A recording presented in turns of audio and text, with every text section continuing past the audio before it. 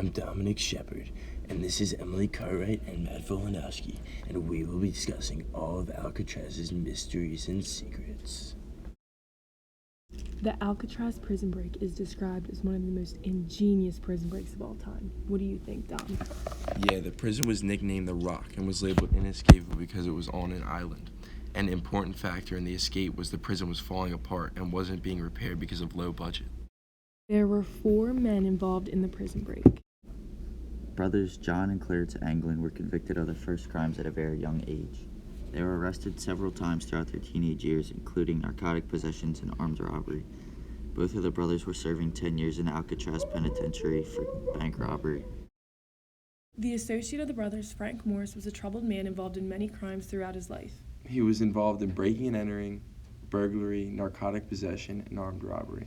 Prison officials were well aware of his superior intelligence. He'd been caught several times building escape plans. He was the one prisoner officials knew was destined to escape.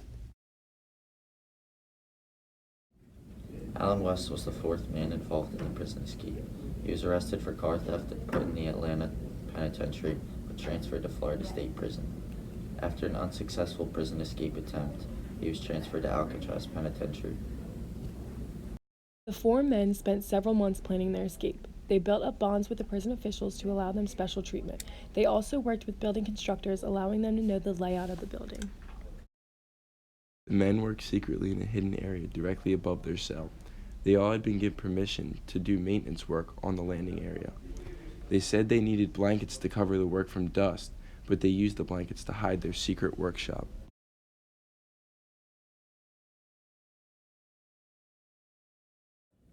In their secret workshop, they built several tools and items used in their escape. They built papier-mâché dummies to put in their beds so it seemed like they were still in the prison.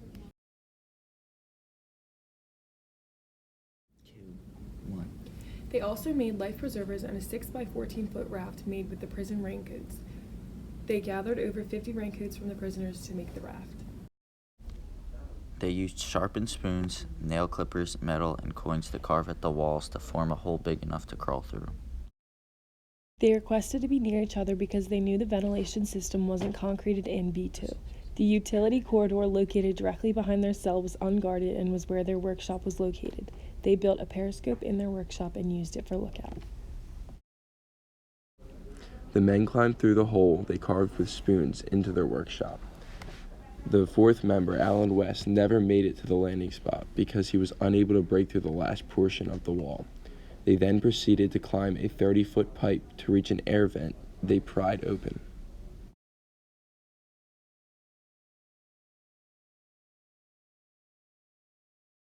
We're doing the renegade dance. Hello, my name is Emily Cartwright, I'm Dominic Shepard. I'm Matt Volanowski. and today we are going to be discussing the theories. There's a couple, but we have 3 that we're going to be discussing today on the Alcatraz prison escape and where they ended up afterwards. So my personal theory is that I think they survived.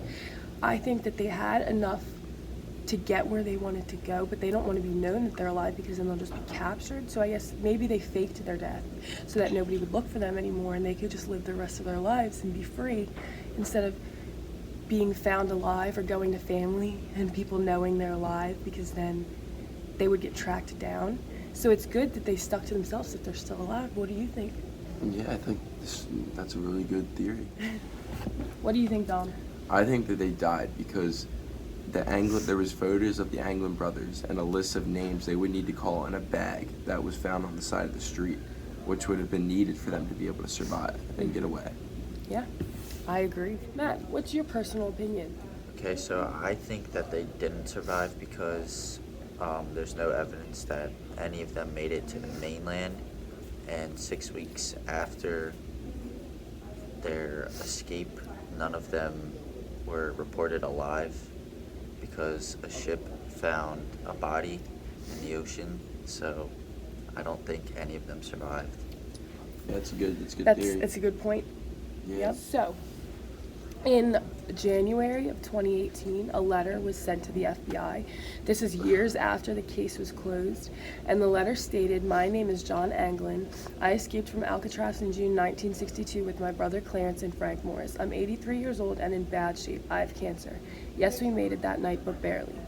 So, do you think that that letter is a hoax, or do you think that it's actually from them?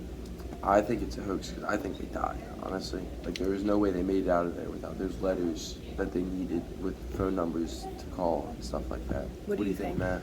I agree with Dom because, like I said, a ship found a body in that ocean, and there's no way they would have made it to that mainland with what they had. I so- don't think somebody would have just randomly sent in a letter like that. I don't think that they would even think it was so many years ago. It's so random and it's so later on. It's 2018 and it happened when. Yeah, true. So it could be true. But later, another letter was sent in, and what they requested was to get medical help because he was in really bad shape. And in exchange, he would come and turn himself into the FBI because he'd rather be in prison getting help with his cancer than at home dying alone. Because you can't just go in a hospital if you're, Yeah. you know what I mean? His life is over anyway at that point, if he were to be alive. I don't If agree he's with that that old. though, because if he's that old, there's no way he's just gonna send in a letter saying he's gonna go to prison if they give him medical help. But in the letter, He's probably dead by now. he stated that he was the last living of the trio. He said that they died in 2005 and That's- I 2018. think all of them died that night, so Yeah, I don't agree with that. you're definitely wrong. All he requested was a 1-year sentence and to get his medical treatment. Dude, no. No, he's dead. But then 13 years after the disappearance, a photo of them was found. A photo of them in Brazil was surfaced.